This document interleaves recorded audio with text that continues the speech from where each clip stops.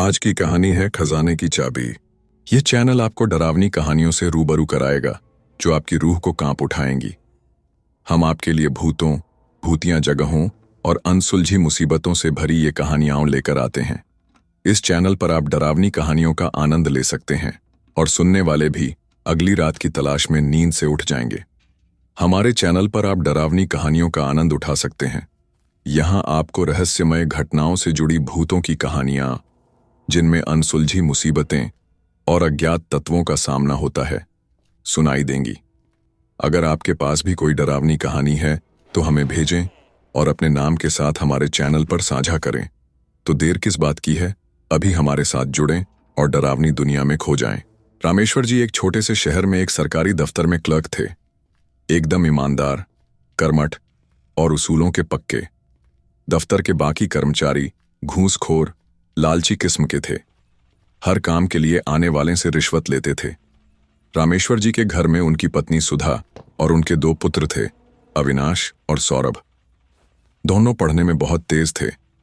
रामेश्वर जी उन्हें पढ़ा लिखाकर अफसर बनाना चाहते थे, इसीलिए दफ्तर से घर आते ही दोनों को पढ़ाने बैठ जाते थे। एक दिन रामेश्वर जी की दफ्तर से छुट्टी थी। पूरे घर ने उस दिन सफाई करने की ठान ली। बहुत दिनों से घर में सफाई नहीं हुई थी। सभी को काम बांट दिए गए। जैसे सुधा को रसोई साफ करनी थी, दोनों बेटों और रामेश्वर जी को बेडरूम और ड्राइंग रूम साफ करना था। सबसे पहले रामेश्वर जी और उनके दोनों बेटों ने ड्राइंग रूम को साफ किया। उसके बाद वे तीनों बेडरूम में पहुंच गए। सफाई करते करते रामेश्वर जी ने बड़ा सा लकड़ी का बॉक्स निकाला, उसे साफ किया। यह देखकर अविनाश ने पूछा, पापा इसमें क्या है? यह सुनकर रामेश्वर जी ने कहा, कुछ नहीं बेटे, बस ऐसे ही कुछ पुराना सामान है। तब सौरभ बोला, पापा खोलो ना, इसे हमें भी दिखाओ क्या है इसमें। रामेश्वर जी ने गुस्सा होते हुए कहा, तुम्हें कहा ना कि इसमें पुराना सामान है। जब तुम बड़े हो जाओगे तब तुम्हें यह मिल जाएगा, देखते रहना, अभी नहीं। अविनाश बोला, पापा क्या आपने इसमें कोई खजाना छिपा रखा है? सौरभ ने भी उसकी बात का समर्थन करते हुए कहा, हाँ पापा, मुझे लगता है आपने हमसे छिपाकर पैसा रख रखा है और हम इतनी गरीबी में जिंदगी गुजार रहे हैं। रामेश्वर जी को गुस्सा तो आ रहा था, लेकिन उन्होंने समझाते हुए कहा, नहीं बेटा, ऐसी बात नहीं है। मैंने तुमसे कुछ नहीं छुपा रखा। वैसे इसमें पैसे नहीं हैं, मेरा यकीन करो। शोर सुनकर सुधा जी रसोई से बाहर आ गईं। अरे क्या हुआ, इतना शोर क्यों मचा रखा है? तब तक दोनों बच्चे गुस्सा होकर बाहर निकल जाते हैं। सुधा जी के पूछने पर रामेश्वर जी उन्हें बक्से के बारे में बताते हैं। सुधा जी, तो आप बक्सा खोलकर दिखा देते। रामेश्वर जी ने समझाते हुए कहा, बच्चों को अपने पिता की बात पर भरोसा होना चाहिए। अब तो ये समझो ये बक्सा नहीं, तिजोरी है, और खबरदार जो तुमने इसके बारे में उन दोनों से कोई बात की। दोनों मिलकर सफाई करते हैं।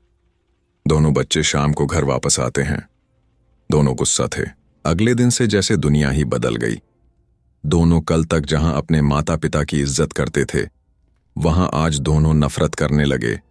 अविनाश और सौरभ को लगने लगा कि उसके पिता ने बहुत दौलत जमा कर रखी है और हमेशा गरीबी का रोना रोकर उन्हें हर चीज के लिए मना कर देते थे।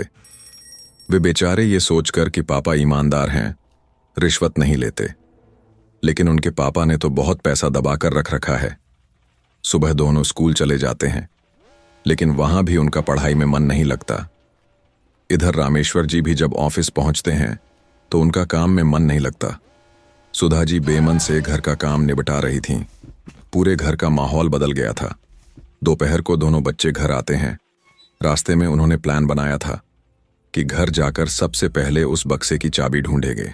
घर आकर उन्होंने सुधा जी से भी ढंग से बात नहीं की। खाना खाकर अपने कमरे में चले गए।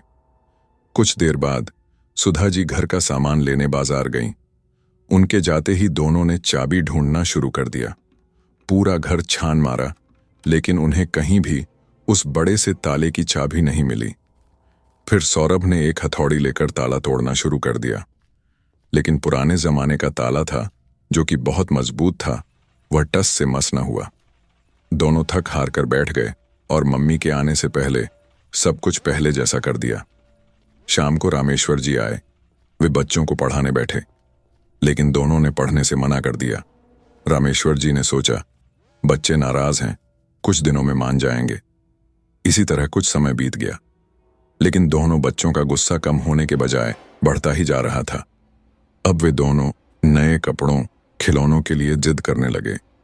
मना करने पर वह अपने माता पिता को उल्टा सीधा सुनाने लगे थे। उनकी नजर में माता पिता की कोई इज्जत नहीं रह गई थी। रामेश्वर जी इस बात से बहुत दुखी थे। एक दिन जब अविनाश और सौरभ सो रहे थे, तब रामेश्वर जी अपनी पत्नी सुधा के साथ घर छोड़कर चले गए। जब दोनों उठे तो देखा मेज पर एक चिट्ठी रखी है। उस पर एक बड़ी सी चाबी रखी थी। सौरभ ने लपक कर चाबी उठा ली। अविनाश बोला, पढ़ जरा चिट्ठी में क्या लिखा है। सौरभ ने पढ़ना शुरू किया। बेटा अविनाश और सौरभ, तुम्हें लगता है मैंने खजाना छिपा रखा है, इसलिए आज ये खजाना मैं तुम्हें सौंप कर जा रहा हूं। हम दोनों ये घर और खजाना तुम्हें देकर जा रहे हैं। तुम दोनों हमेशा खुश रहना। ये पढ़कर दोनों के होश उड़ गए। अविनाश, ये हमसे बहुत बड़ी गलती हो गई। अगर पापा कुछ जोड़ रहे थे तो काम तो हमारे ही आता। सौरभ बोला, भैया चलो एक बार देख ही लेते हैं कितना बड़ा खजाना है। दोनों जल्दी से बॉक्स खोलते हैं तो देखते हैं उसमें एक डायरी रखी थी। दोनों उसे निकालकर पढ़ते हैं तो उसमें उनके दादाजी ने रामेश्वर जी के लिए कुछ लिखा था। बेटा रामेश्वर, ये बातें अपने जीवन में उतारना, तुम्हारा जीवन खुशियों से भर जाएगा। 1. कभी झूठ मत बोलना। 2. कभी बेईमानी नहीं करना। 3. कभी काम से जी मत चुराना। 4. अपने से बड़ों का सम्मान करना। 5. पैसों का कभी लालच मत करना। यही जीवन का सबसे बड़ा खजाना है। यह वो दौलत है जो कोई तुमसे कभी नहीं छीन सकता। दोनों डायरी पढ़कर रोने लगते हैं। अविनाश कहता है, हमारे पापा अपने पिता के आदर्शों पर चल रहे थे और हम उनसे उल्टे। वे सच कह रहे थे, हम झूठ समझ रहे थे। वे ईमानदारी से चल रहे थे, हम उन्हें बेईमान समझ रहे थे। वे मेहनत से अपना काम करते थे, हम उन्हें रिश्वतखोर समझ रहे थे। उन्होंने कभी पैसों का लालच नहीं किया, लेकिन हम इतने लालची हैं कि पैसों के लिए माता पिता को खो दिया। वे अपने से बड़ों का सम्मान करते थे। हमने उनका कितना अपमान किया कि वे घर छोड़कर चले गए। दोनों सब कुछ छोड़कर माता पिता को ढूंढने के लिए चलने की तैयारी करते हैं। घर का ताला बंद करके जैसे ही बाहर निकलते हैं, सामने से रामेश्वर जी और सुधा जी आते दिखाई देते हैं। दोनों बच्चे उनसे लिपट जाते हैं और रोने लगते हैं। रामेश्वर जी कहते हैं, बेटा तुम्हें सही रास्ते पर लाने के लिए ही हम चले गए थे। दोनों उनके पैरों में गिरकर माफी मांगने लगते हैं और उस दिन से दोनों माता पिता की सेवा करने लगते हैं।